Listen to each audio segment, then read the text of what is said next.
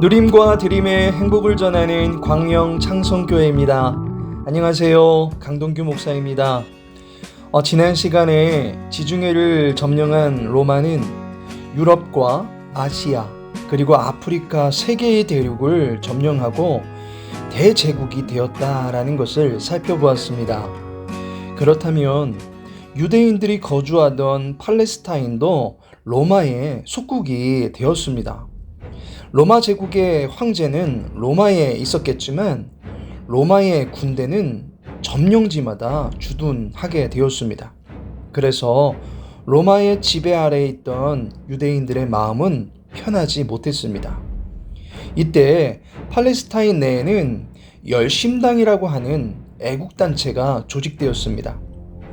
이들은 무력을 동원해서 로마로부터 조국을 해방시키고자 했던 독립운동가였습니다.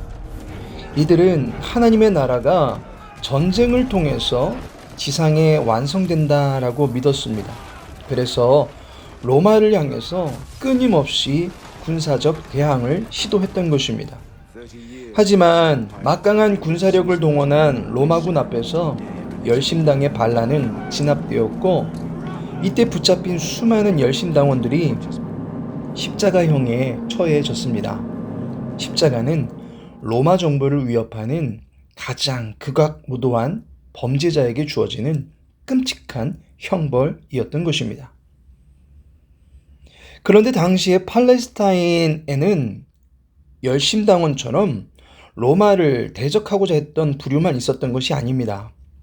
로마 사람들을 위하여 일을 하면서 많은 돈을 벌던 사람들도 있었습니다.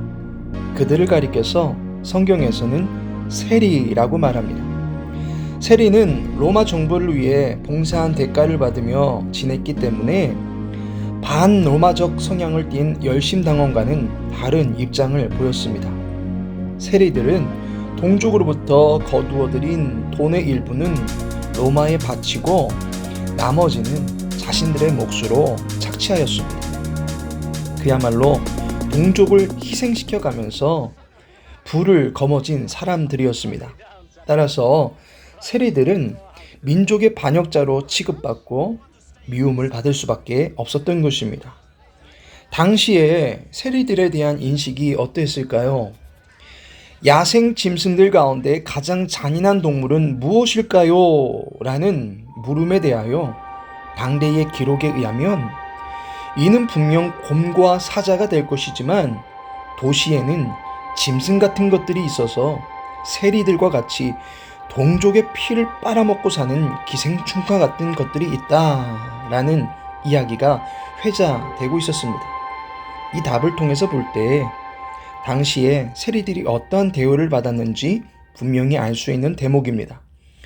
이와 같이 로마의 속국이 된 팔레스타인 내에는 로마를 적대시하는 집단과 친로마적인 성향을 띠고 사는 유대인들이 서로 원수지간이 되어 지내고 있었던 것입니다. 이처럼 동족 간에도 마음이 하나 되지 못하고 있던 유대인들의 모습을 보면 여러분들은 어떠한 생각이 드십니까? 같이 하고 싶으십니까? 그런데 예수님은 성품, 성향, 직업, 가치관이 각기 다른 12명이나 되는 다양한 사람들을 하나가 되게 하셔서 지상 사역을 시작하셨습니다. 예수님의 사역에 동참한 12명의 제자 가운데 우리를 깜짝 놀라게 만드는 제자가 있습니다. 그게 누구일까요? 궁금하시지요? 다음 주에 영상을 통해서 찾아뵙도록 하겠습니다.